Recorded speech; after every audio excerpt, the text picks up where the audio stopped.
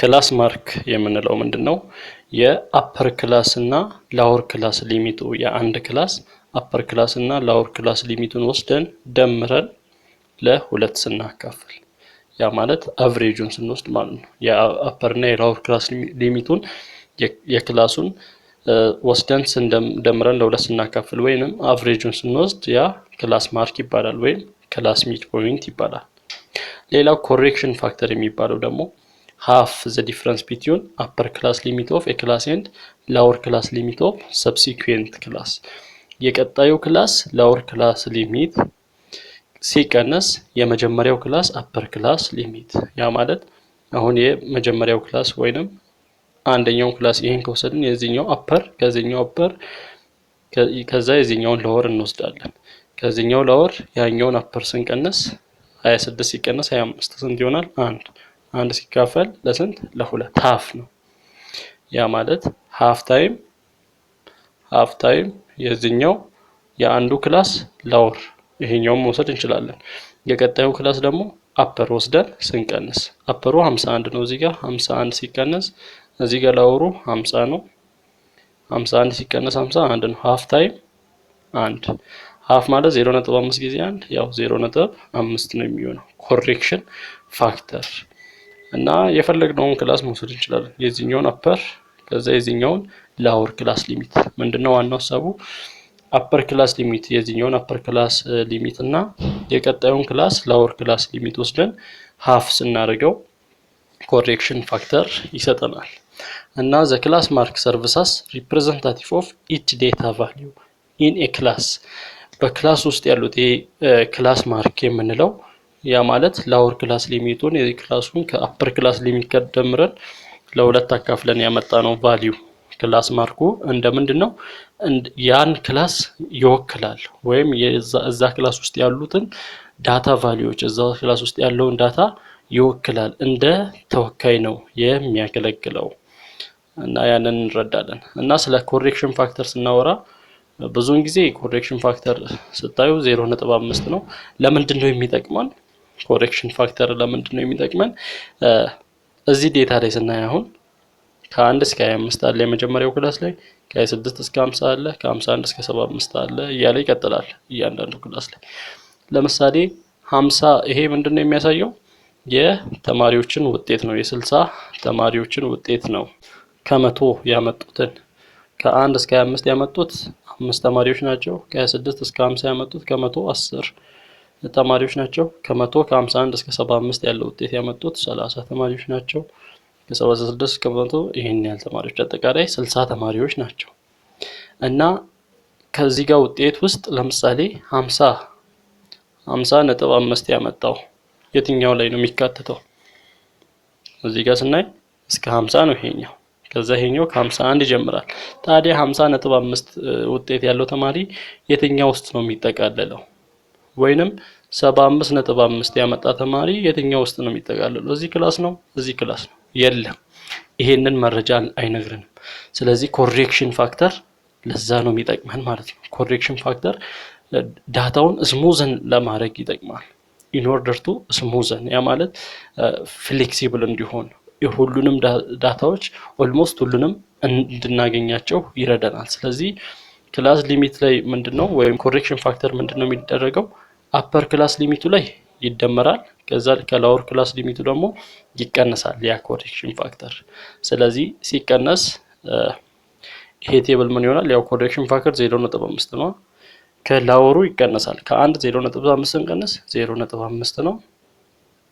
0.5 የመጀመሪያው ክላስ እስከ አፐሩ ላይ ደግሞ 25 ላይ 0.5 ሲደመር 25.5 ይሆናል።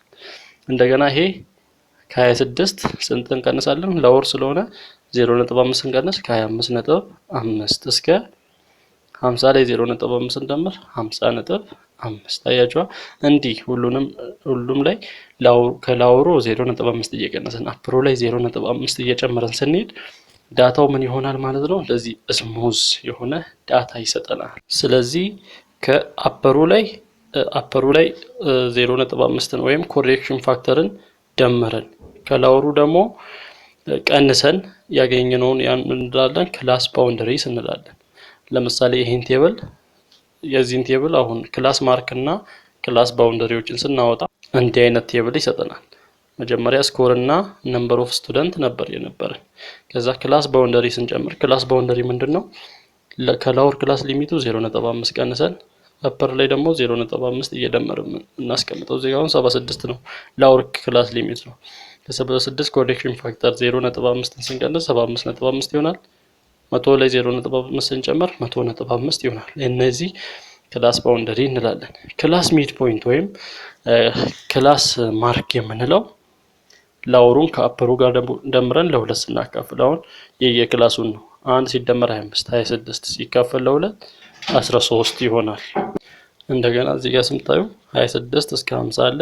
26 ላወር ክላስ ሊሚት ነው። 26 ሲደመር 50 አፐሩ ላይ ላወሩን ደምረን ለሁለት ስናካፍል ምን ይሰጠናል?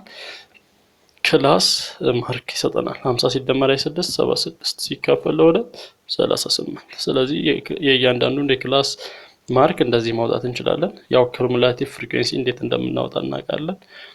ኩሙላቲቭ ፍሪኩዌንሲ 5 ነው። ከዛ ቀጣዩ 10 አለ። 10 ስንደምር 15 15 ላይ 30 ስንደምር 45 45 ላይ 15 ስንደምር 60 ከላይ ወደ ታች እየደመርን ነው የምንሄደው ኩሙላቲቭ ፍሪኩዌንሲ ወይም ስለዚህ ስቴፕስ ቱ ኮንስትራክት ፍሪኩዌንሲ ዲስትሪቢዩሽን ቴብሉን እንዴት እንደምንሰራ ባለፈውም ክፍለ ጊዜ አይተናል። መጀመሪያ ሃይስት እና ላውስት ቫልዩ ካገኘን በኋላ ከሃይስት ላውስት ቫልዩን እንቀንሳለን። ያ ማለት ሬንጅ ማለት ነው። ከዛ ምን ያህል ክላስ እንደሚያስፈልገን እንመርጣለን። ብዙ ጊዜ ከ5 እስከ 20 ክላሶች ናቸው የሚመረጡት። ከዚህ ሬንጅ ውስጥ የፈለግነውን ቁጥር እንመርጣለን ምን ያህል ክላስ እንደሚያስፈልገን። ከዚያ በኋላ ክላስ ኢንተርቫል ፋይንድ ዘ ክላስ ኢንተርቫል ባይ ዲቫይዲንግ ዘ ሬንጅ ባይ ዘ ነምበር ኦፍ ክላስስ። ከሃይስቱ ላውስቱን ስንቀንስ ወይም ሬንጁ ያንን ከሃይስቱ ላውስት ዳታውን ቀንሰን ለማን ስናካፍል ለመረጥነው ለክላስ ቁጥር ስናካፍል ምኑን ይሰጠናል? ክላስ ኢንተርቫልን ይሰጠናል።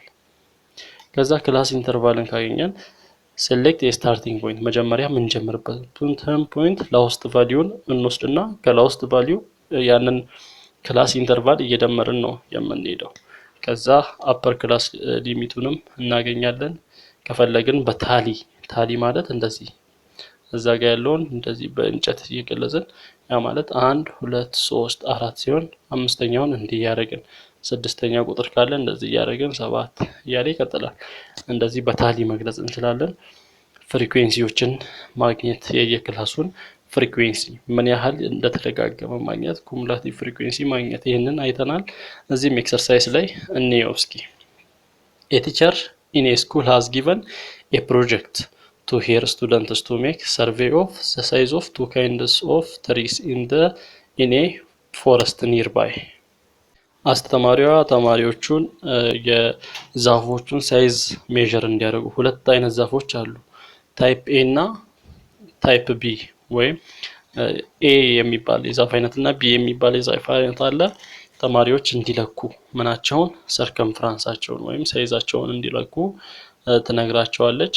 በዙሪያው በትምህርት ቤታቸው ግቢ ውስጥ ያሉትም ማለት ነው። ስለዚህ የሁለቱንም ዛፍ እየፈለጉ ይለካሉ። ሲለኩ ይህንን ዳታ አገኙ። ሰርከምፍራንሳቸው ከ1 እስከ 20 የሆነ የኤ ዛፍ አይነቶች 5 ዛፎች አሉ። ከ1 እስከ 20 የሆነ ሰርከምፍራንሳቸው ዙሪያቸው ማለት ነው። የቢ ዛፍ አይነት ደግሞ 4 ዛፎች አሉ ከ1 እስከ 20 የሆነ። ከ61 እስከ 80 የሆነ የኤ ዛፍ አይነት 19 ዛፎች አሉ። የቢ ደግሞ 8 አይነት ዛፎች አሉ። ሰርከምፍራንሳቸው ከ141 እስከ 160 የሆነ ከኤ ዛፍ አይነት 2 ዛፎች አሉ። ከቢ ደግሞ 6 አሉ እና እንደዚህ ዳታው እንደዚህ ተሰጥቶናል። የታይፕ ኤ ታይፕ ቢ እና ይሄ ብዛታቸውን ነው የሚያሳየው። ከ81 እስከ 100 የሆነው ስንት ነው? ታይፕ ኤ 22 ዛፎች፣ ታይፕ ቢም 22 ዛፎች ሰርከምፍራንሳቸው ከ81 እስከ 100 የሆነ። ስለዚህ ከዚህ ምንድነው የሚለው what is the class interval? ክላስ ኢንተርቫል ማለት የየክላሱ ጋፕ ወይም የክላሱ ሳይዝ ስንት ነው። አሁን የመጀመሪያው ክላስ ይሄ ነው። ስለዚህ አጠቃላይ ስንት ክላስ አለን? 1 2 3 4 5 6 7 8 ክላስ አለን። 8 ክላስ እያንዳንዱ ክላስ ውስጥ ሰርከምፍራንስ ስንት ሰርከምፍራንስ ከስንት እስከ ስንት ነው ሬንጅ ያለው? እዚህ ከ1 እስከ 20 ስንት 20፣ ከ21 እስከ 40 20፣ ከ41 እስከ 60 20 ነው ያለው። ስንት ቁጥር በእያንዳንዱ ክላስ 20 አለ። ስለዚህ የእያንዳንዱ ክላስ ሳይዝ ክላስ ኢንተርቫል ይባላል። ክላስ ኢንተርቫሉ ስንት ነው? 20 ነው ብለን መመለስ እንችላለን። ሁለተኛው what is the lower class limit of the second class? ሁለተኛው ክላስ የትኛው? ይሄ አንደኛው ነው፣ ይሄኛው ሁለተኛው ክላስ ነው። የሁለተኛው ክላስ ላወር ክላስ ሊሚቱ ከ21 እስከ 40 አይደል የሚለው? ላወሩ ስንት ነው? 21 ላወር ክላስ ሊሚቱ። ስለዚህ ላወር ክላስ ሊሚት 21 ነው። አፐር ክላስ ሊሚቱ የሁለተኛው ክላስ ደግሞ 40 ነው። ስለዚህ እዚህ ጋር አፐር ክላስ ሊሚት ኦፍ ዘ ሰከንድ ክላስ ሲል 40 ነው የሚሆነው። ሌላ what is the frequency of the first class? የመጀመሪያው ክላስ ፍሪኩዌንሲ ስንት ነው? ያው ሁለት አይነት ፍሪኩዌንሲ አለ። የዛፍ አይነት ኤ እና የዛፍ አይነት ቢ አለ። ለዛፍ አይነት ኤ ፍሪኩዌንሲው 5 ነው፣ ወይም 5 አይነት ዛፎች አሉ። የዛፍ አይነት ቢ ደግሞ 4 አይነት ዛፎች አሉ። ምን ይሆኑ? ከ1 እስከ 20 የሆነ ሰርከምፈረንሳቸው። ስለዚህ ፍሪኩዌንሲያቸውን ስንሰራ ለሁለቱም ሁለት አይነት ዛፍ ስላለ ለመጀመሪያው አይነት ፍሪኩዌንሲ 5 ነው። እዚህ ጋር ለመጀመሪያው አይነት ለታይፕ ኤ ፍሪኩዌንሲው ስንት ነው? 5 ነው። ለታይፕ ቢ ደግሞ ፍሪኩዌንሲ ስንት ነው? 4 ነው እዚህ ጋር ያለን። ስለዚህ ፍሪኩዌንሲ 4 ይሆናል። ኮምፕሊት ዘ ፎሎዊንግ ቴብል አባውት ትሪ ታይፕ ኤ። ለትሪ ታይፕ ኤ ይህንን ቴብል ሙሉ ይላል። ይህንን ቴብል እንድሞላ ነው የሚነግረን። አንደኛ ሰርከምፍራንስ፣ ክላስ ባውንደሪ እና ክላስ ሚድ ፖይንትን እንድንሞላ ነው የሚነግረን። ክላስ ባውንደሪ ለማግኘት መጀመሪያ ኮሬክሽን ፋክተር እናገኛለን። ኮሬክሽን ፋክተር እንዴት እናገኛለን? ሃይስት የአንዱን ክላስ ሃይስት ወስደን የከፊት ያለውን ክላስ ደግሞ ላውስት ክላስ ሊሚት ወስደን የቀጣዩን ክላስ ደግሞ ሃይስት ክላስ ሊሚት ወስደን በሃፍ ማባዛት ነው። እዚህ 101 አለ ሃይስት 101 ሲቀነስ እዚህ 100 አለ ላውስት የዛኛው 100 ሲባዛ በስንት? በ1/2 101 ሲቀነስ 100 1 ነው። 1 ሲባዛ 1/2 ኮሬክሽን ፋክተር 0.5 ነው። ስለዚህ ከላወር ክላስ ሊሚቱ 0.5 እየቀነስን በእያንዳንዱ አፐሩ ላይ 0.5 እየጨመርን ክላስ ባውንደሪ የምንሰራው። ስለዚህ ከ1 0.5 ስንቀነስ 0.5 እስከ 20 ላይ 0.5 ስንጨምር 20.5 ይሆናል። እንደገና ከ21 0.5 ስንቀነስ 20.5 እስከ 40 ላይ 0.5 ስንጨምር 40.5 እያለ ይቀጥላል። ከትንሹ ከላወር ክላስ ሊሚቱ 0.5 እየቀነስን አፐሩ ላይ 0.5 እየጨመርን ነው የምንሄደው። ክላስ ሚድ ፖይንት ማለት ደግሞ ላወሩ ላይ አፐሩን እየደመርን ለሁለት ማካፈል ነው። አንድ ላይ 20 ስንደምር 21 ሲካፈል ለሁለት 10.5 ሚድ ፖይንት ይሆናል የክላሱ። እዚህ ጋር ተመልከቱ 101 ላይ 120 ስንደምር ስንት ነው የሚሆነው? 100 ሲደመር 101 ሲደመር 120 221 221ን ለሁለት ስናካፈል ስንት ይሰጠናል? 110.5። ስለዚህ የእያንዳንዱን ክላስ ሚድ ፖይንት ትንሹን ላወር ክላስ ሊሚቱን ከአፐሩ ጋር ደምረን ለሁለት ማካፈል። ክላስ ባውንደሪ ደግሞ ከትንሹ 0.5 እየቀነስን ትልቁ ላይ 0.5 እየጨመርን 101 ሲቀነስ 0.5 100.5 120 ሲደመር 0.5 120.5።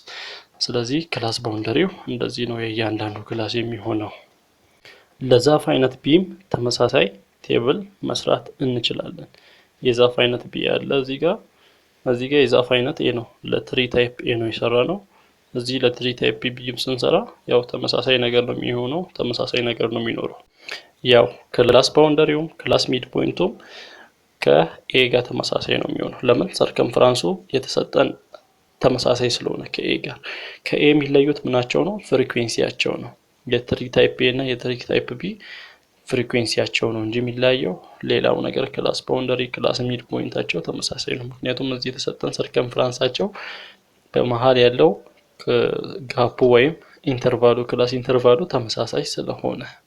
ሌላው ድራው ሂስቶግራም ቱ ኢለስትሬት ቦዝ ፍሪኩዌንሲ ዲስትሪቢዩሽን። ሂስቶግራም ሳሉ ነው የሚለው እንደዚህ ዳታ ተሰጥቶናል ለታይፕ ኤ እና ለታይፕ ቢ። ስለዚህ እዚህ የተሰጠንን ዳታ ይዘን ሂስቶግራም መስራት ነው። መጀመሪያ ለታይፕ ኤ እንስራ። እሺ ዳታ እንደዚህ ተሰጥቶናል። የታይፕ ኤ ፍሪኩዌንሲው እንዲያለ ሰርከምፍራንሱ እንዲያለ ሂስቶግራም ለመስራት መጀመሪያ ያው እንደዚህ ዋይ ኤክስ አክሲስ እንሰራና እንመርጣለን። ኤክስ አክሲሱ ላይ ሰርከምፍራንሱን እናስቀምጣለን። ዋይ አክሲሱ ላይ ደግሞ ፍሪኩዌንሲውን እናስቀምጣለን።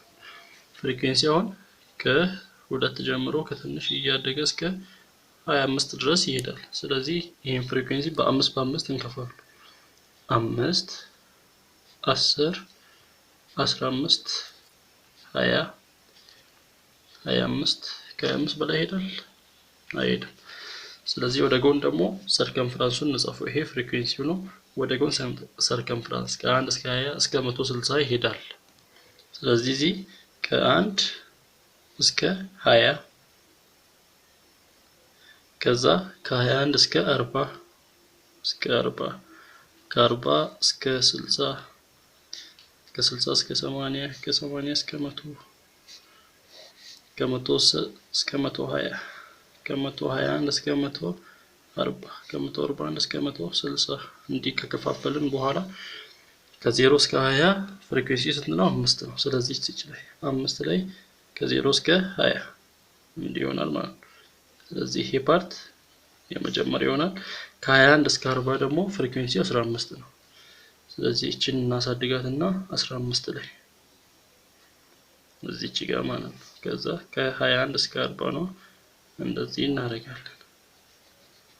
ስለዚህ ይሄኛው ፓርት 15 ከስንት ከ21 እስከ 40 ያለው ከ41 እስከ 60 ያለው ደግሞ ፍሪኩዌንሲው 25 ነው። ስለዚህ ከ41 እስከ 60 ያለው ወደ ላይ ያሳደገን ፍሪኩዌንሲ ኦኬ እዚች ጋር ነው።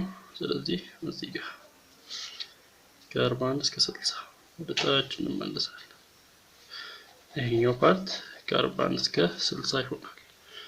ከ61 እስከ 80 ያለው ደግሞ ፍሪኩዌንሲ ስንት ነው? 19 19 ማለት ከ20 በታች እዚህ አካባቢ 19 እዚች አካባቢ አንድ ስቴፕ ከ20 ወደ ታች ማለት ነው። ከዛ ይሄኛው ፓርት ይሆናል። ከ81 እስከ 100 ደግሞ ፍሪኩዌንሲው ስንት ነው? 22 22 ማለት ከ20 በላይ ወደዚች አካባቢ።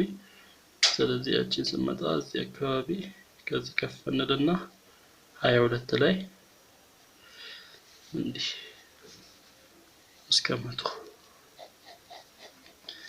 ከዛ ከ101 እስከ 120 7 ፍሪኩዌንሲው 7 ነው። ከ5 2 ስቴፕ እዚህ አካባቢ ከፍ ይልና 7 እዚች አካባቢ ማለት ነው። ስለዚህ እቺኛዋ ትሆናለች። ከ121 እስከ 140 ደግሞ ፍሪኩዌንሲው 5 ነው።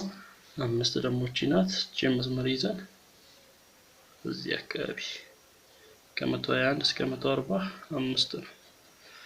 ከ141 እስከ 160 ደግሞ 2 ነው። 2 ደግሞ እዚች አካባቢ ከ5 ወደ ታች። ስለዚህ 2 እዚች አካባቢ እንዲህ እንይዛለን። ስለዚህ ሂስቶግራም ለትሪ ታይፕ ኤ ሂስቶግራም ይሄን ይመስላል። ለትሪ ታይፕ ቢ በእነዚህ በተመሳሳይ መንገድ መስራት ነው። እስኪ ለትሪ ታይፕ ኤ ሂስቶግራሙ ይሄን ይመስላል። እዚህ ጋር የከፋፈልነውን 0 እሱ በ10 በ10 ከፋፍሏል። እኛ በ5 በ5 እንደፈለግ ነው። ከፈለግን በአንድ 1 2 3 እያልን እስከ 25 እስከ 30 መጻፍ እንችላለን፣ ችግር የለውም። እና ግን የታይፕ ኤ ሂስቶግራም ይሄን ይመስላል። የታይፕ ቢን ራሳችሁ ሳሉት ሂስቶግራሙ እንዲህ አይነት ሂስቶግራም ነው የሚመጣው። ሁለተኛው ደግሞ ይሄ የሚያሳየው ዳታ the following are yielding quintals of wheat harvested by 30 farmers per hectare በ30 ገበሬዎች ሄክታር በ30 ገበሬዎች የተያዘውን የኩንታል መጠን ወይም ሃርቨስት ያደረጉት ወይም ያጠራቀሙት የስንዴ በኩንታል ነው የሚያሳየው። ለምሳሌ አንደኛው ገበሬ 42 ኩንታል በሄክታር፣ ይሄኛው ገበሬ 36፣ ይሄኛው 54 ኩንታል በሄክታር ስንዴ ይዘዋል ወይም ማምረት ችለዋል። እና ይሄንን ተጠቅማችሁ ባለ 11 ክላስ ፍሪኩዌንሲ ዲስትሪቢዩሽን ሳሉ ነው ስለናልና ባለ 11 ክላስ ፍሪኩዌንሲ ዲስትሪቢዩሽን ሳሉ ከዛ ይሄን ጥያቄ መልሱ ይላል። ስለዚህ መጀመሪያ ፍሪኩዌንሲ ዲስትሪቢዩሽን ቴብል መስራት ስንጀምር መጀመሪያ የሚያስፈልገን ከሃይስት ቫልዩ ሎወስት ቫልዩ ቀንሰን ለቶታል ለክላስ ማካፈል ነው። ያኔ ምን እናገኛለን? እያንዳንዱን ክላስ ኢንተርቫል እናገኛለን። ሃይስት ቫልዩ ስንት ነው? እዚህ ጋር እንደምናየው 78 ነው ትልቁ። ከ78 በላይ የለም። 78 ሲቀነስ ትንሹ ቫልዩ ደግሞ ስንት ነው? 12 አለ እዚህ። ከ12 በታች የለም። 78 ሲቀነስ 12 ሲካፈል ነምበር ኦፍ ክላስ ባለ ስንት ነው ስሎ የተባለው?